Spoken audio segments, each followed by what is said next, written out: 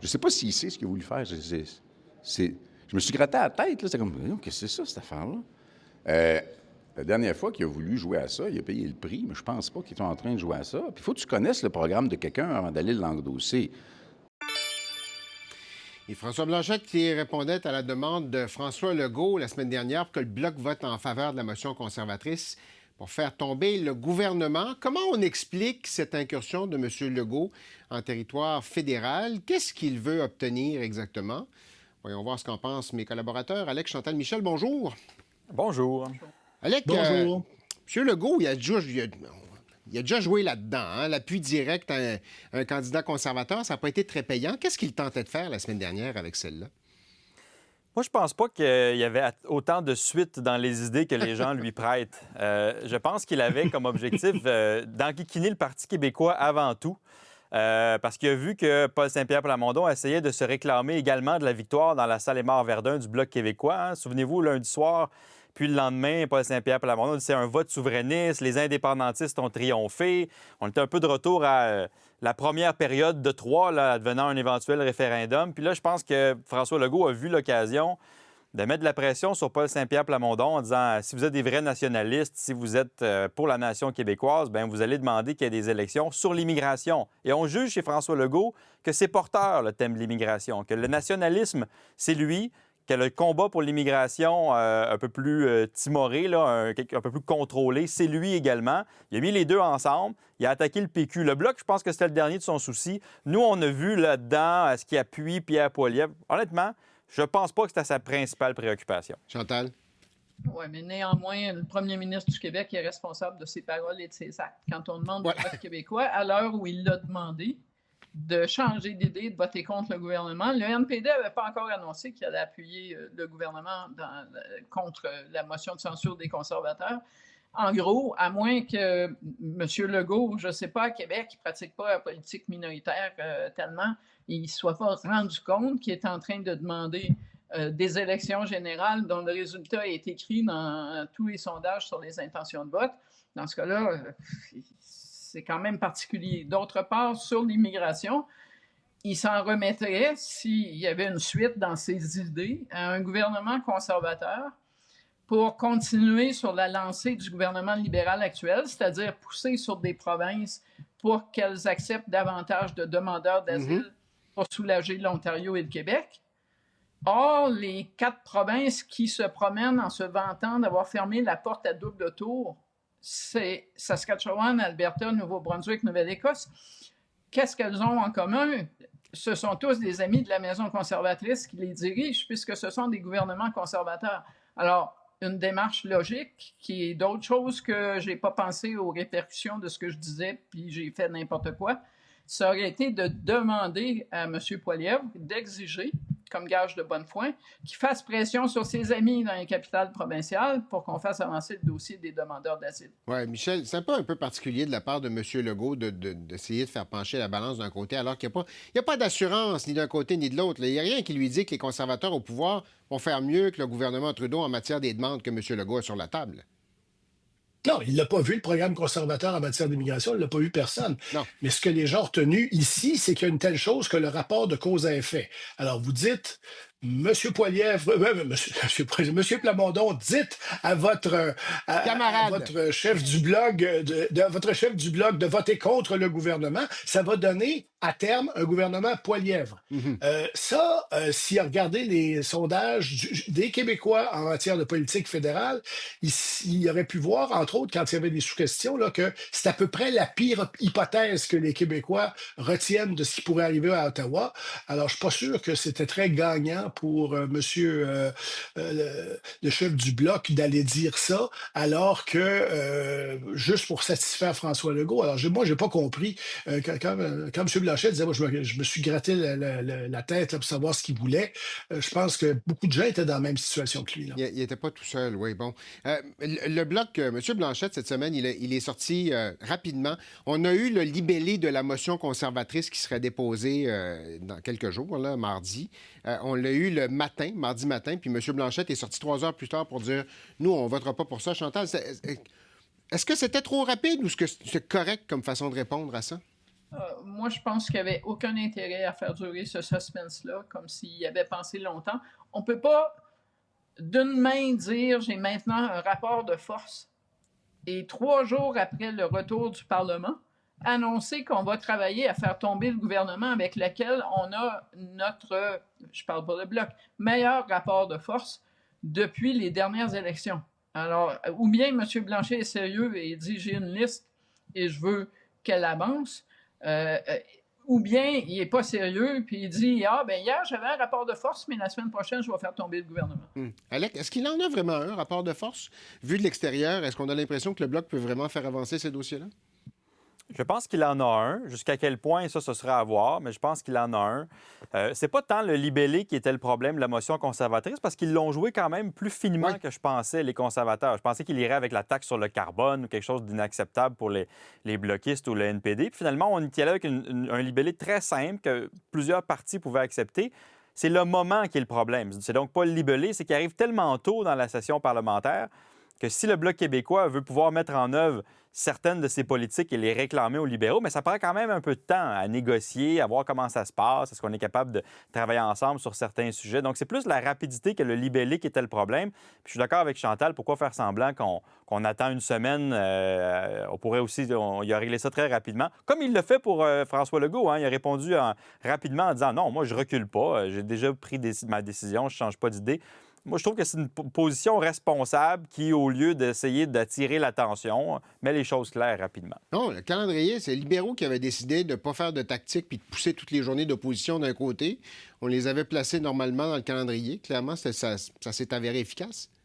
Ouais, attention, il y avait une tactique là-dedans aussi. Là. En mettant la journée d'opposition de M. Poilievre, sa première, le plus vite possible après la rentrée, ça donnait encore moins de raisons pour le NPD ou le Bloc de revenir au Parlement en disant le couteau entre les dents, nous, on fait tomber le gouvernement. Alors, quand les libéraux disent qu'ils ne font pas de tactique, j'ai un petit peu de problème. Là.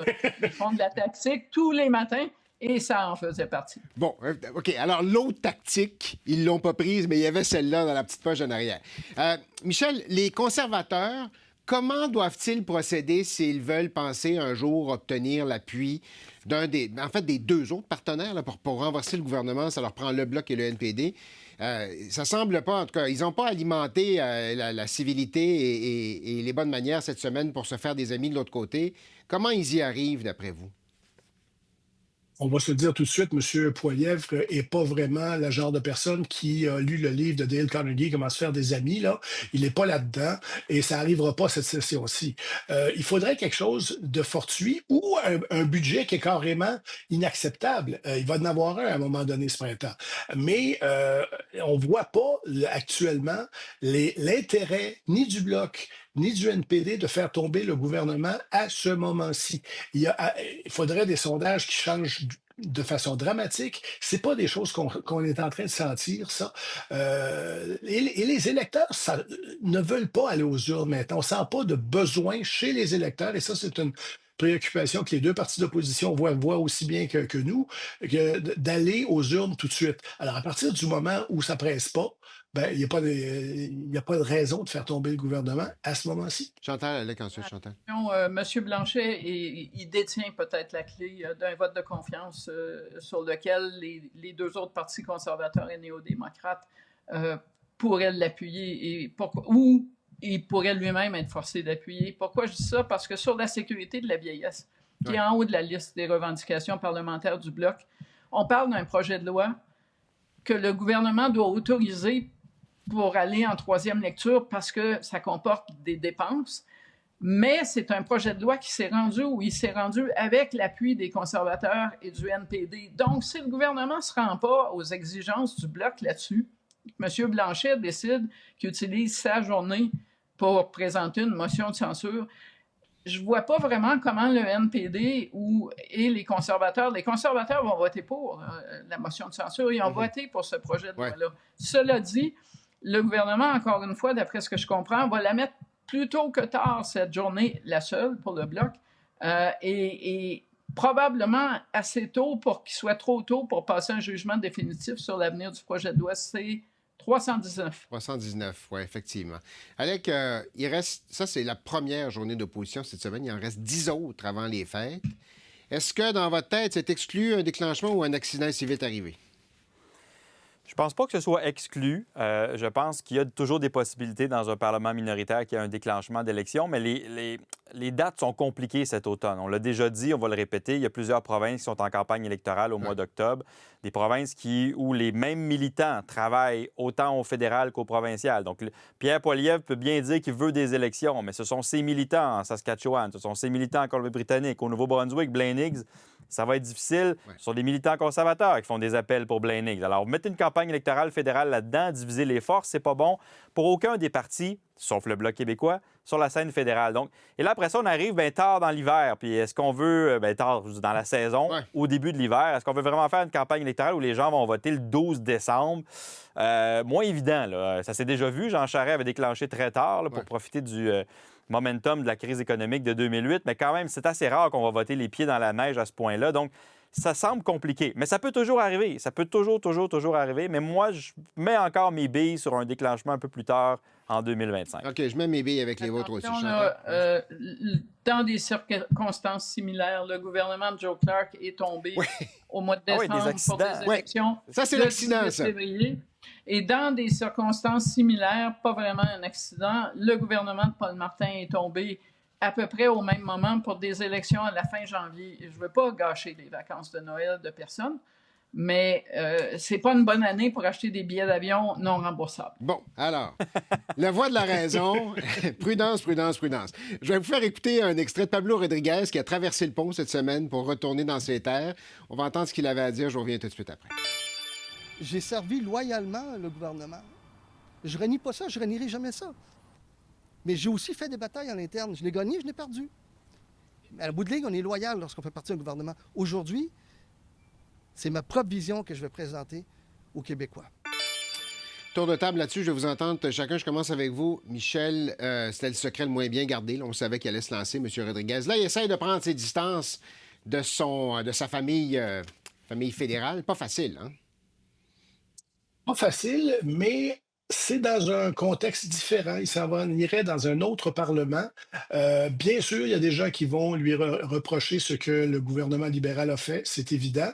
Mais ce qui est le plus difficile pour M. Rodriguez, c'est pas ça. C'est que la nature de la campagne au leadership libéral a changé depuis qu'il s'est décidé. Quand il a commencé à y penser, c'était juste s'il allait y avoir des candidats. On les cherchait. Le chef intérimaire du Parti libéral, M. Tahet, disait, écoutez, le téléphone sonne, oui, il n'y a personne qui le croyait à ce moment-là. Là, le téléphone, on l'a vu, a sonné, il y a des bons candidats en lice.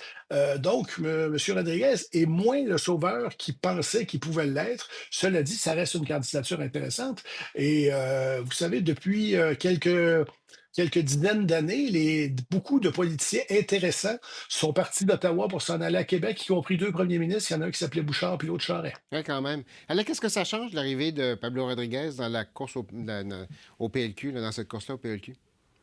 Bien, beaucoup de choses. Moi, j'ai trouvé que Pablo Rodriguez était très convaincant dans sa défense de ses faiblesses, justement. Est-ce que le Parti libéral du Québec va être une succursale des libéraux fédéraux si jamais vous devenez chef? Puis la gestion des finances publiques à Ottawa. Je l'ai trouvé plutôt convaincant, ce qui montre qu'il a beaucoup d'expérience. Il a déjà fait face à la musique, il a déjà fait face à des entrevues, à des questions compliquées. Il va évidemment en faire des erreurs comme tout le monde, mais il a une expérience que les autres candidats déclarés actuellement, je mets Denis Coderre de côté, mais je pense à Frédéric Beauchemin, je pense à Charles Milliard, par exemple, ou même à l'avocat Marc Bélanger, non pas. Ouais. Et donc, ça fait de lui, clairement, le joueur de tête, je pense, de cette course-là. Et je rajoute que aucun autre de ceux qui sont en poste actuellement, et là, j'inclus Denis Coderre, n'a le réseau de contact de Pablo Rodriguez. Parce que Pablo Rodriguez veut pas, les organisateurs sur le terrain, c'est pas mal les mêmes au fédéral puis au provincial. Les deux entités sont pas pareilles, sont pas aussi imbriquées que dans d'autres provinces. Mais t'es un libéral, t'es un libéral. Je veux dire, il y a des exceptions, mais il y en a beaucoup qui vont travailler pour Pablo Rodriguez parce qu'ils le connaissent, parce qu'ils les ont déjà vus dans leur circonscription. Pour le fédéral, là, il s'en va à Québec. Ils vont peut-être lui donner un coup de main. Il a un cardex plus développé que bien d'autres. Et ça aussi, ça met Pablo Rodriguez, je pense, dans la position de tête. Mot de la fin, Chantal, là-dessus. Et un cardex plus à jour que celui de Denis Coderre, qui a déjà occupé des fonctions similaires, mais là, ça commence à faire longtemps. On monte Michael Ignatieff. Donc, la planète libérale sous Justin Trudeau a quand même, au Québec en particulier, a quand même beaucoup changé. Un autre avantage de Pablo Rodriguez par rapport à Denis Coderre, c'est que Pablo Rodriguez n'a pas mené des batailles constitutionnelles ou autres ou référendaires à côté de Jean Chrétien.